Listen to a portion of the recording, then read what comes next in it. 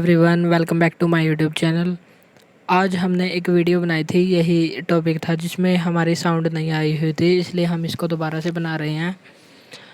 चलिए तो हम शुरू करते हैं आज की क्लास, जिसमें हम करेंगे मौर्योत्तर काल यानी कि उत्तर मौर्य काल। उत्तर मौर्य काल के अंतर्गत हम करेंगे शुंग वंश।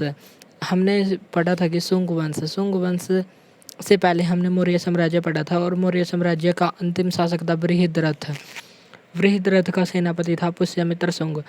पुष्यमित्र शुंग ने बृहद्रथ की हत्या करके एक नए वंश की स्थापना की थी, जिसको कहा जाता है शुंग वंश, और यह भारत का पहला ब्राह्मण वंश था। ये भी हमको यहाँ से ध्यान रखना है। तो उत्तर मौर्य काल में आज हम करेंगे शुंग वंश। शुंग वंश का कार्यकाल कब से कब तक था? 185 ईसा पूर्व से 72 ईसा पूर्व तक, और यह भारत का पहला ब्राह्मण वंश था। और इसके संस्थापक कौन थे? पुष्यमित्र शुंग। इसने अपनी राजधानी किसको बनाया? विदिशा। विदिशा मध्य प्रदेश, इसको अपनी राजधानी बनाया। और इसकी जानकारी हमें किस स्रोत से मिलती है? अयोध्या अभिलेख से। अयोध्या अभिलेख से हमें एक और जानकारी मिलती है कि इसने 2 अश्वमेध यज्ञ करवाए थे, और उस समय इसके राजपुरोहित का नाम क्या था? पतंजलि। और पतंजलि की एक महत्वपूर्ण पुस्तक है, उसका नाम क्या है? महाभाष्य। महाभाष्य की रचना किसने की? पतंजलि ने।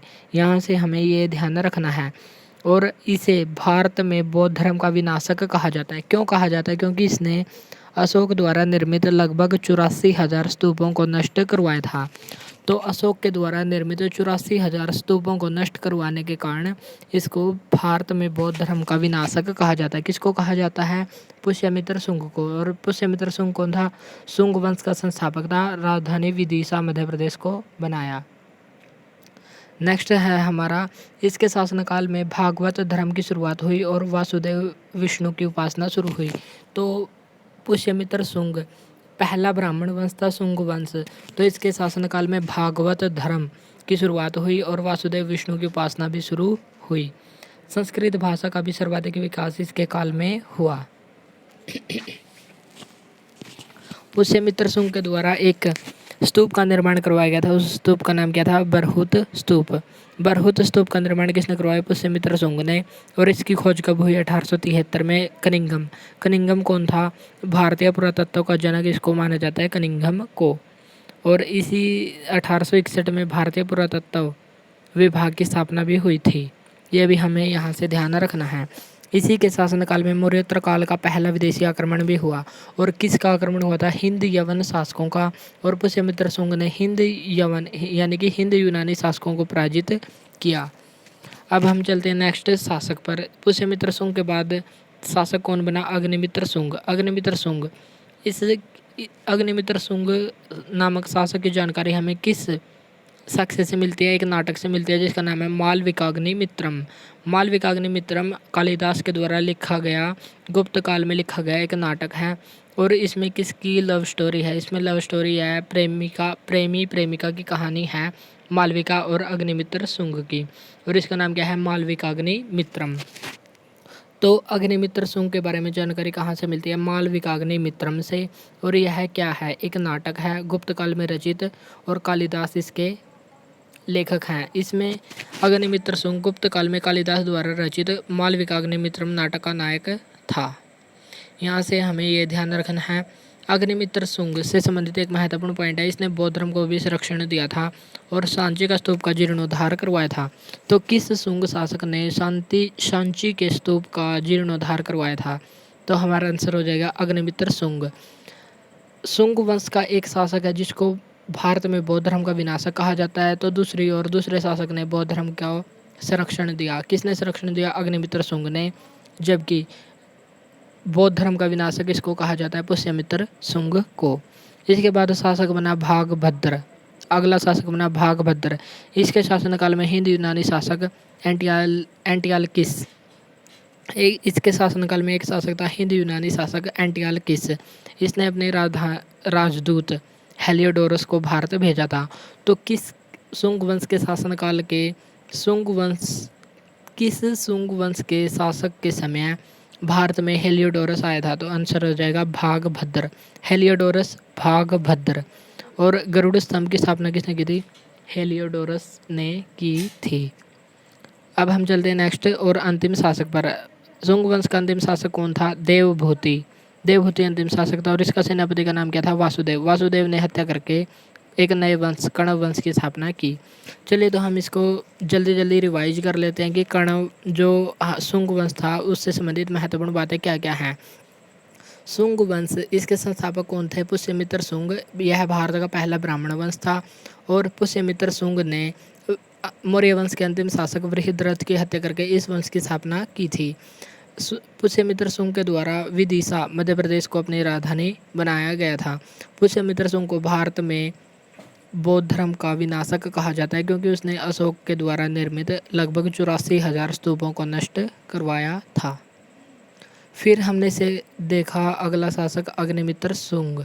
अग्निमित्र शुंग की प्रेमिका का नाम था मालविका। मालविका अग्निमित्रम, इससे हमें इसकी जानकारी मिलती है और मालविका अग्निमित्रम एक नाटक है जिसको कालिदास ने लिखा था। फिर हमने नेक्स्ट शासक देखा भागभद्र।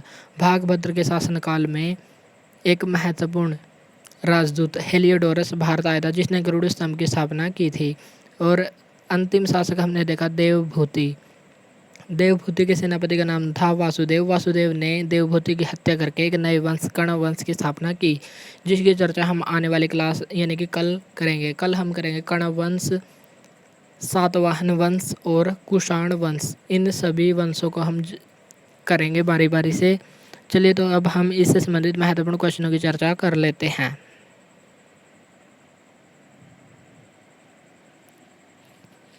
भारत का पहला ब्राह्मण वंश कौन सा था? भारत का पहला ब्राह्मण वंश था शुंग वंश।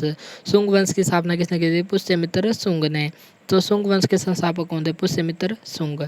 पुष्यमित्र शुंग ने अपनी राजधानी किसको बनाया था? विदिशा को बनाया था और विदिशा कहाँ पर स्थित थी? मध्य प्रदेश में। नेक्स्ट है किस शासक को बौद्ध धर्म का विनाशक कहा जाता है और क्यों? किस शासक को कहा जाता है? पुष्यमित्र शुंग को कहा जाता है। क्यों? क्योंकि इसने अशोक के द्वारा निर्मित लगभग 84,000 स्तूपों को नष्ट करवाया था, इसलिए इसको बौद्ध धर्म का विनाशक कहा जाता है। नेक्स्ट क्वेश्चन है हमारा बरहुत स्तूप का निर्माण किसने करवाया था? बरहुत स्तूप, इसका निर्माण करवाया था पुष्यमित्र शुंग ने। लेकिन इसको खोजा कब गया था? इसको खोजा गया था 1873 में कनिंघम के द्वारा। नेक्स्ट क्वेश्चन है हमारा किस शासक के शासनकाल में मौर्योत्तर काल का प्रथम विदेशी आक्रमण भी हुआ? तो पुष्यमित्र शुंग के शासनकाल में हुआ और इसने हिंद यूनानियों को पराजित किया था। यहाँ से हमें ये बात ध्यान रखने की किस शासक के शासनकाल में मौर्योत्तर काल का पहला आक्रमण हुआ था? मौर्योत्तर काल का पहला आक्रमण किसने किया था? हिंद यूनानी शासकों ने किया था पुष्यमित्र शुंग के शासनकाल में। और पुष्यमित्र शुंग ने हिंद यूनानी शासकों को पराजित किया था। अग्निमित्र शुंग की लव स्टोरी यानी कि प्रेम कथा का नाम क्या था? मालविका अग्निमित्रम। और इसके रचयिता कौन है? कालिदास। और इसकी रचना कब हुई थी? गुप्त काल में। और इसके नायक का नाम क्या है? मालविका अग्निमित्रम में नायक का किरदार किसने निभाया है? अग्निमित्र शुंग के द्वारा निभाया गया है। सांची के स्तूप का जीर्णोद्धार किस शुंग शासक के द्वारा करवाया गया? अग्निमित्र शुंग। अग्निमित्र शुंग के द्वारा ही बौद्ध धर्म को संरक्षण दिया गया और सांची के स्तूप का जीर्णोद्धार करवाया गया।